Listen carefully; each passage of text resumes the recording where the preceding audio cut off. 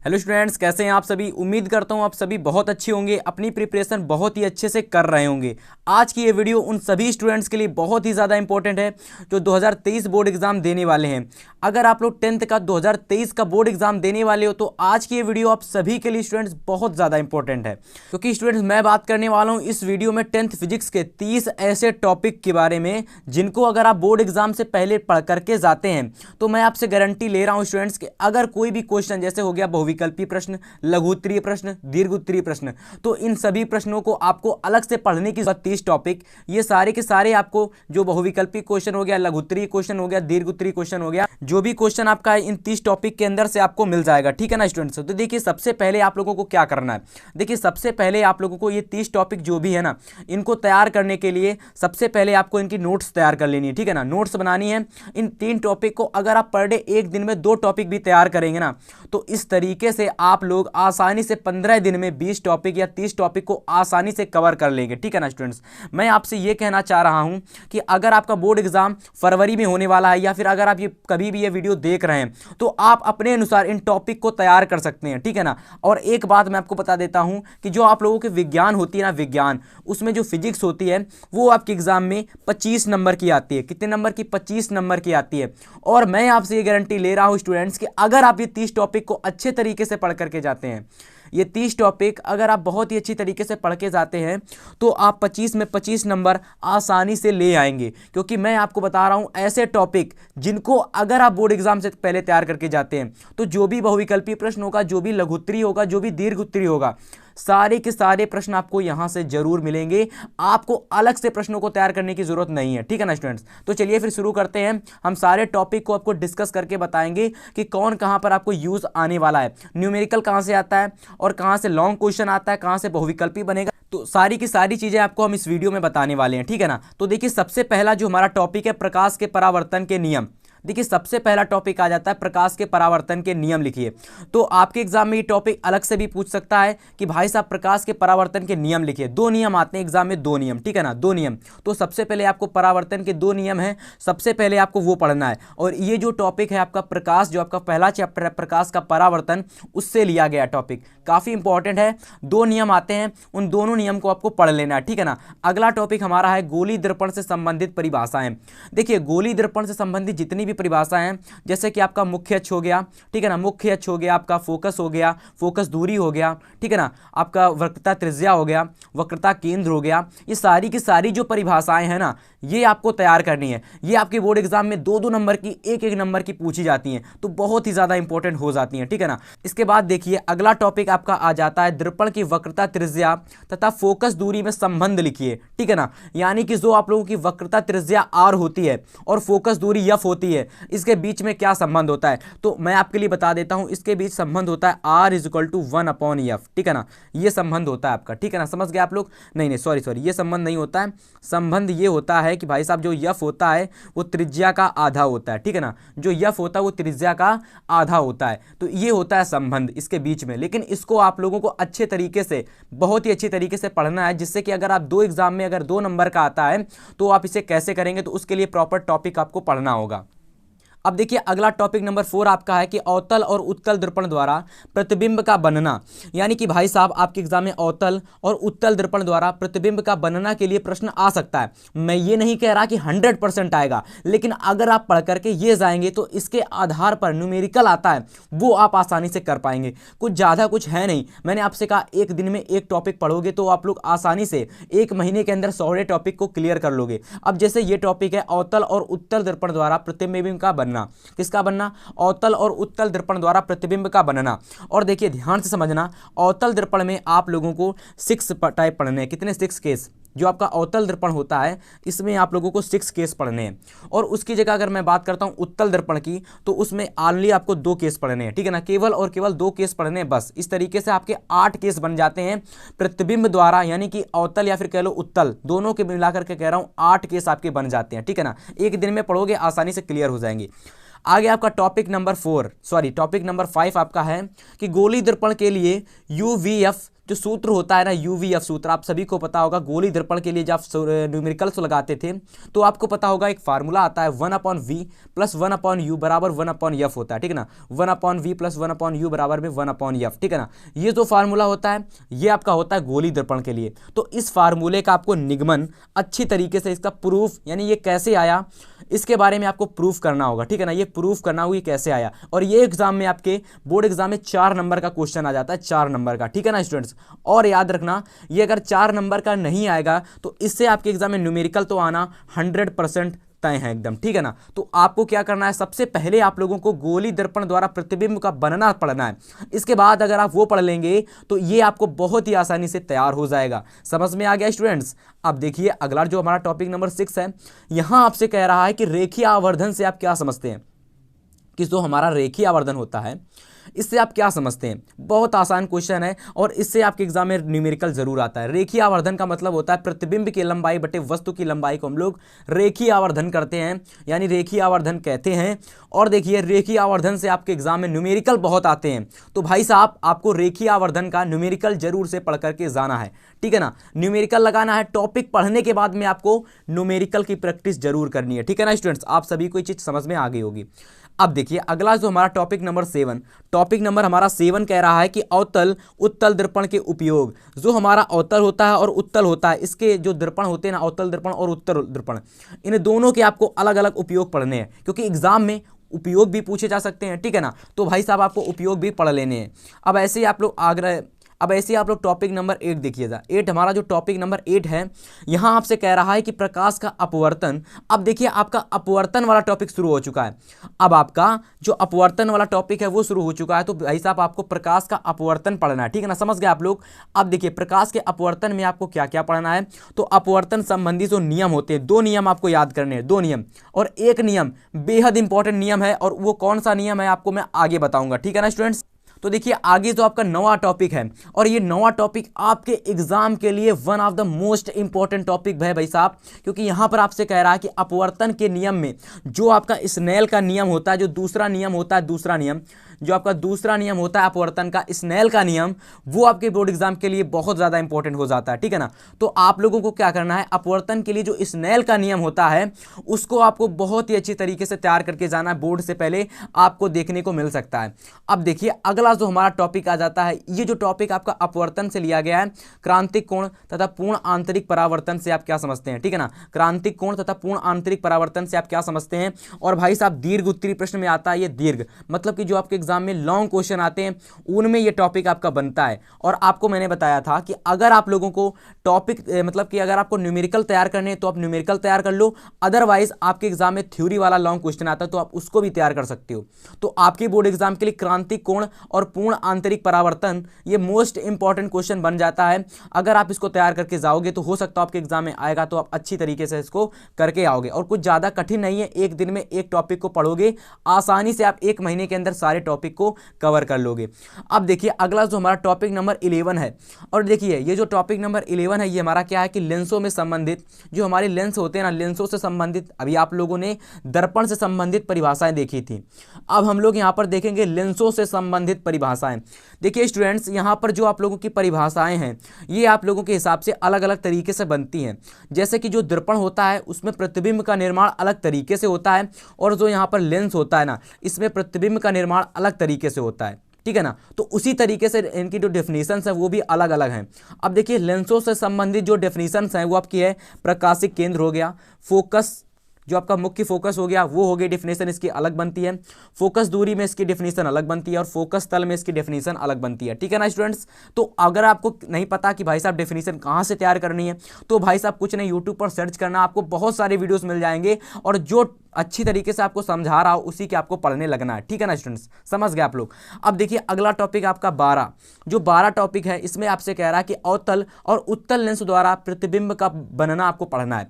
क्या पढ़ना है, अवतल और उत्तल लेंसों द्वारा प्रतिबिंब का बनना।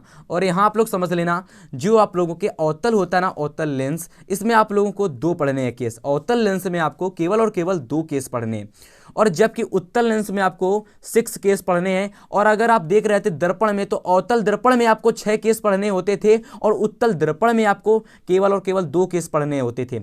लेकिन यहां पर विपरीत है, यहां पर आपको अवतल में 2 पढ़ने होते हैं और उत्तल में 6 पढ़ने होते हैं। मतलब कि दर्पण में क्या होता था, दर्पण में आपको अवतल के कितने 6 पढ़ने होते थे और यहाँ लेंसों में भाई साहब आपको अवतल लेंस के केवल 2 केस पढ़ने होते हैं। मतलब कि एक दूसरे के विपरीत हैं।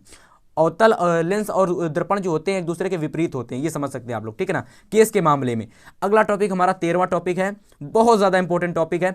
और देखिए यहाँ से अगर आप प्रतिबिंब का बनना समझ गए ना, तो न्यूमेरिकल जब आप करेंगे, और हो सकता हो आपके एग्जाम में प्रतिबिंब का बनना भी आ जाए कि भाई साहब ये वस्तु यहाँ पर रखी हुई है, तो बताइए इसका प्रतिबिंब कहाँ बनेगा। तो उस तरीके का भी प्रश्न आपके एग्जाम में आ सकता है और उसका आपसे कह सकता है इसका किरण आरेख खींच करके बताइए।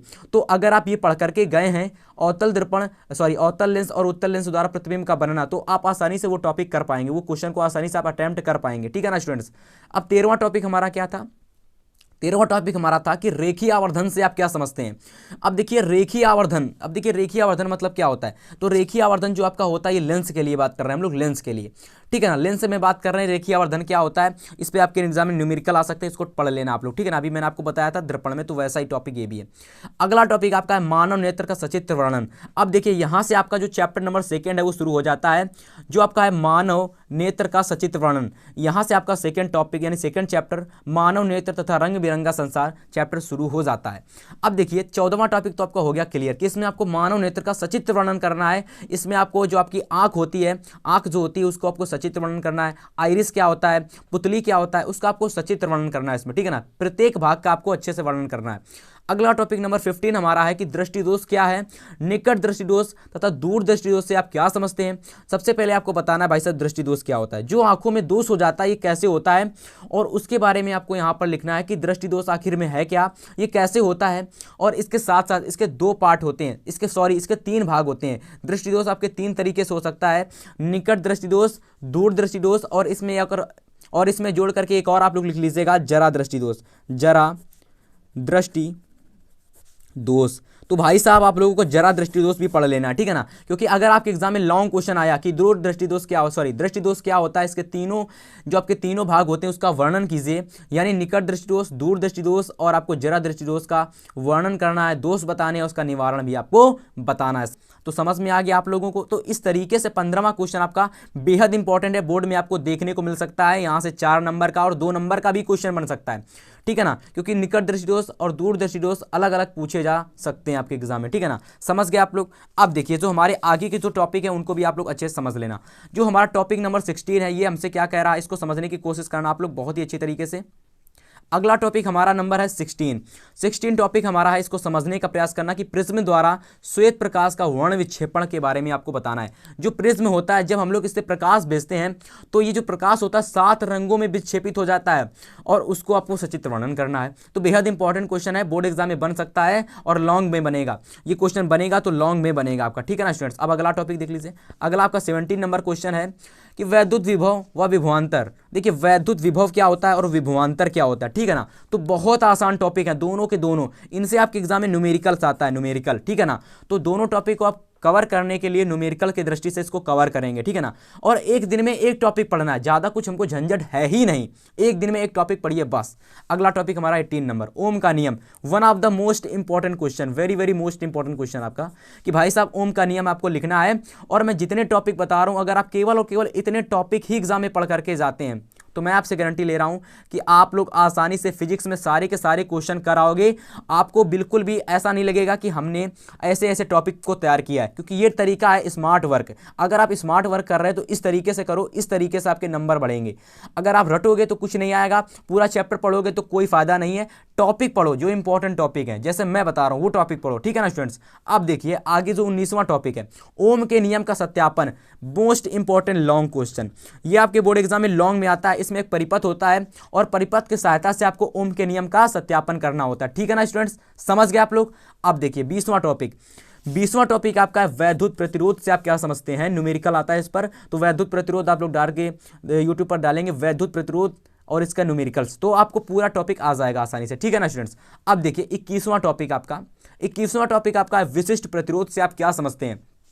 बेहद इंपॉर्टेंट क्वेश्चन, बेहद इंपॉर्टेंट टॉपिक है और इससे भी आपके बोर्ड एग्जाम में न्यूमेरिकल देख सकते हैं, ठीक है ना, देखने को मिल सकते हैं। और देखिए मैं सारे के सारे टॉपिक आपको बता दे रहा हूं जो बोर्ड के लिए इंपॉर्टेंट है, वो टॉपिक बता ही नहीं रहा जो आपके बोर्ड के लिए इंपॉर्टेंट नहीं है, ठीक है ना स्टूडेंट्स। तो देखिएगा आपको क्या करना है, जो भी टॉपिक आपको सर्च करना है यूट्यूब पर सर्च करना है, आपको मिल जाता है टॉपिक, उसको पढ़िएगा। और जो न्यूमेरिकल वाला है उस पर 2 से 3 न्यूमेरिकल, कम से कम आपको 2 से 3 न्यूमेरिकल आपको लगाने हैं। जो भी टॉपिक आपका न्यूमेरिकल से संबंधित है ना, न्यूमेरिकल से संबंधित जो भी टॉपिक है उसमें आपको 2 से 3 न्यूमेरिकल लगाने हैं। जैसे कि विशिष्ट प्रतिरोध आपका एक टॉपिक है, तो विशिष्ट प्रतिरोध से संबंधित 2 से 3 न्यूमेरिकल को लगाइए और उनकी प्रैक्टिस करिए। बस वो टॉपिक अगर आपका क्लियर हो गया, दूसरे टॉपिक पर आइए। अब आपका आ गया 22वां टॉपिक। जैसे 22वां टॉपिक आपका है कि प्रतिरोधों के संयोजन में श्रेणी क्रम समायोजन और समांतर क्रम समायोजन।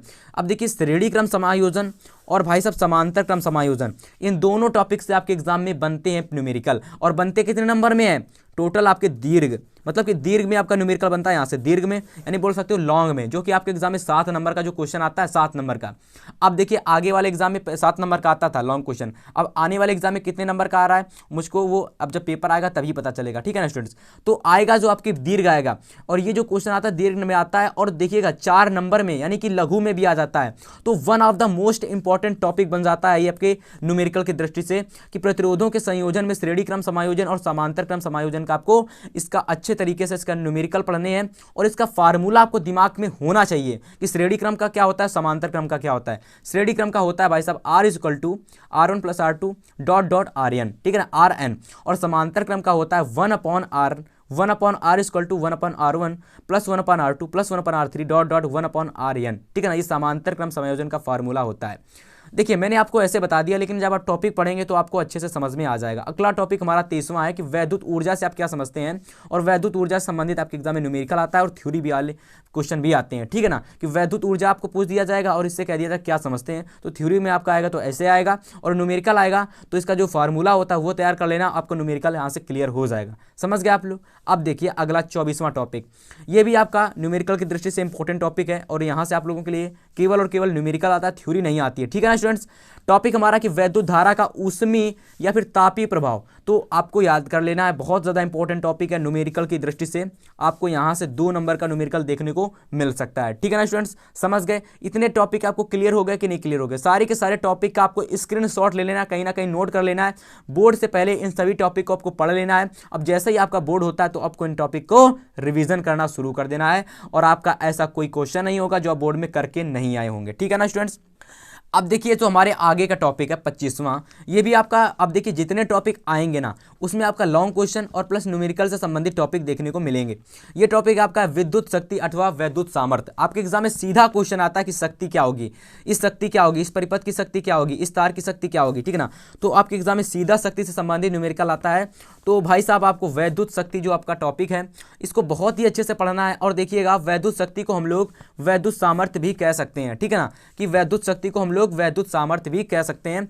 तो अगर आपको ये टॉपिक एग्जाम में, अगर आपको बहुत अच्छी तरीके से इसके न्यूमेरिकल अच्छे तरीके से तैयार करने हैं ना, तो सबसे पहले आपको ये टॉपिक तैयार करना होगा। ये टॉपिक आपके बोर्ड के लिए न्यूमेरिकल की दृष्टि से सबसे ज़्यादा इंपॉर्टेंट है। समझ गए आप लोग।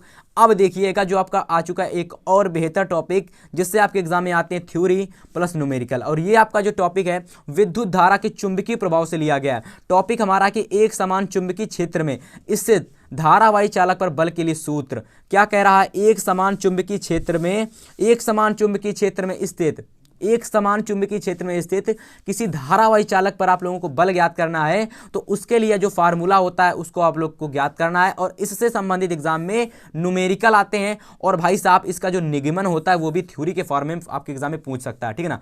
और लॉन्ग क्वेश्चन आता है, याद रखना लॉन्ग क्वेश्चन आएगा, चाहे वो आपका, अगर न्यूमेरिकल आएगा तो वो आपके एग्जाम में 4 नंबर का आएगा, ठीक है ना, 4 नंबर का। और अगर लॉन्ग क्वेश्चन आएगा तो आपके एग्जाम में थ्योरी वाला भी आ सकता है और न्यूमेरिकल का भी बन सकता है। तो आप लोगों को इसको अच्छे से तैयार कर लेना है, ठीक है ना स्टूडेंट्स। अगला टॉपिक नंबर हमारा है 27। अब देखिए 27 जो टॉपिक है ना, इसके एग्जाम की दृष्टि से इंपॉर्टेंट तो उतना नहीं है, लेकिन अगर आप पढ़ लेंगे तो हो सकता है अगर कोई नियम आ जाए तो आप लोग आसानी से कर ले जाएंगे। नियम आपके आ जाते हैं जैसे कि दाएं हाथ के अंगूठे का नियम, दाएं हाथ के अंगूठे का नियम से संबंधित, मतलब कि जो हमारा राइट हैंड होता है इसके थंब का नियम, और फ्लेमिंग के बाएं हाथ का नियम, और दक्षिणावर्ती पेंच का नियम। ये 3 नियम आपको पढ़ लेने हैं, एग्जाम में अगर आएंगे। ये 3 नियम अगर आपके एग्जाम में आते हैं, जैसे कि दक्षिणावर्ती पेंच का नियम हो गया, आपका फ्लेमिंग का बाएं हाथ का नियम हो गया, और दाएं हाथ की हथेली का नियम, दाएं हाथ के अंगूठे का नियम हो गया, तो आप आसानी से कर पाएंगे। समझ गए आप लोग? तो देखिएगा, इस तरीके से 27वां टॉपिक क्लियर हो गया। 28वां टॉपिक आपका है वैद्युत मोटर। वैद्युत मोटर का सचित्र वर्णन, most important topic, most important. देखिए जितने टॉपिक है ना, सबसे ज्यादा जो इंपॉर्टेंट टॉपिक है वो लास्ट वाले टॉपिक है। ये दीर्घ उत्तरीय प्रश्नों में सबसे ज्यादा इंपॉर्टेंट टॉपिक है। वैद्युत मोटर हो गया, और इधर देख लीजिएगा वैद्युत चुंबकीय प्रेरण हो गया। आपको दोनों प्रयोग, वैद्युत चुंबकीय प्रेरण के दोनों प्रयोग, फैराडे साहब ने 2 प्रयोग दिए थे। वैद्युत चुंबकीय प्रेरण संबंधित 2 नियम दिए थे आपके, फैराडे साहब ने 2 प्रयोग किए थे, प्रयोग नंबर 1 और प्रयोग नंबर 2। दोनों प्रयोगों को आपको पढ़ना है। दीर्घ उत्तरीय प्रश्न आएगा, 100% आएगा इसमें से और इसमें से। और तीसरा वाला ये प्रत्यावर्ती धारा जनित्र, हर एक सेट में पूछा जाएगा। हर एक सेट में लिख के ले लीजिएगा, प्रत्यावर्ती धारा जनित्र और आपका विद्युत चुंबकीय प्रेरण और वैद्युत मोटर, इन 3 टॉपिक को आप लोग 100% लिख कर ले लीजिएगा। किसी कॉपी पर लिख लेना कि आएंगे आएंगे आएंगे, और ये 100% आएंगे। और इधर भाई साहब ये वाला जो टॉपिक है, एक समान चुंबकीय क्षेत्र में धारावाही चालक पर बल, 100% ये भी आएगा। ओम का नियम 100% ये भी आएगा। और भाई साहब निकट दृष्टिदोष, दूर दृष्टिदोष ये भी आएंगे। तो मतलब कि जो मैंने टॉपिक बताए हैं उनका जो मैं नाम ले रहा हूं, निकट दृष्टिदोष और ये लास्ट के टॉपिक और कुछ मैंने पहले टॉपिक बताए थे, 100% आएंगे। तो भाई साहब इन 30 टॉपिक को पढ़ करके जाना। मैं आपसे गारंटी ले रहा हूं कि इससे बाहर कोई आपका क्वेश्चन फंसेगा नहीं। बस इन 30 टॉपिक को आपको अच्छे से पढ़ लेना है। अब आपको इनकी नोट्स बनानी है, वो आप पर डिपेंड करता है कि आप इनकी तैयारी कैसे करते हैं। ठीक है ना स्टूडेंट्स? तो उम्मीद करता हूं आज की वीडियो सभी स्टूडेंट्स को पसंद आई होगी। पसंद आई तो लाइक करना, शेयर करना अपने फ्रेंड्स के साथ। हम आपसे मिलेंगे नेक्स्ट वीडियो में, तब तक के लिए गुड बाय, गुड लक।